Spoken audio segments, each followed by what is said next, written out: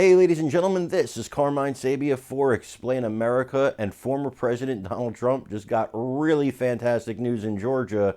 This whole thing might be over before it started.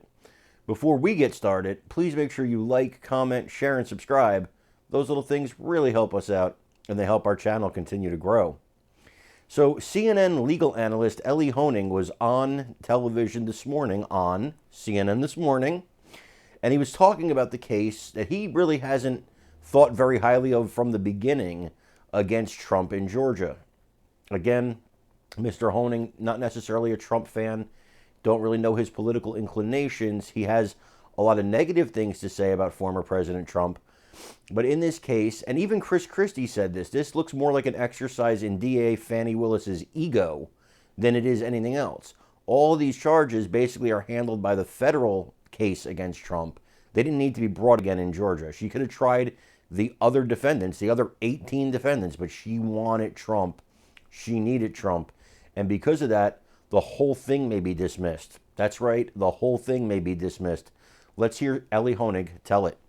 That. The other big issue, and we just said this word, removal. Get ready for a lot of talk about removal. Mark Meadows is already trying to do this. Donald Trump will try to follow. In a nutshell, what this means is if a federal official gets charged with a state crime that relates to that federal official's official job duties, you can get the case moved. Like being president or chief of staff? Right. Within the legitimate scope of those jobs, important qualification, you can get the case moved over to federal court and then potentially dismissed. So these are really important motions. Mark Meadows has already done this. Trump is sure to follow. So you can't have the same case in a federal court as in a state court.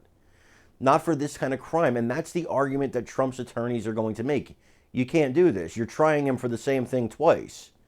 There's no point of having the trial in Georgia and having a federal trial.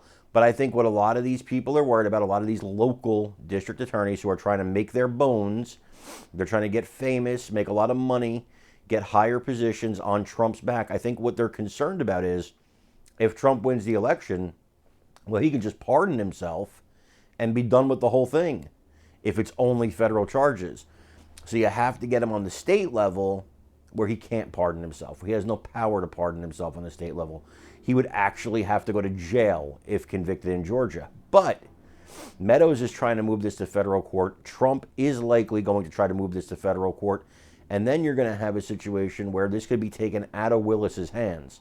And boy, wouldn't that disappoint her? I mean, she was going to make her whole career on this. She was going to become governor like Stacey Abrams. Oh, no, wait, Stacey Abrams didn't become governor, did she? Anyway, this was the plan, I believe, for Fani Willis. This was her path. Get Trump and on to bigger and better things. But there's a strong likelihood that that's not going to happen. And she only has herself to blame. If she just followed the law, none of this would have happened to her.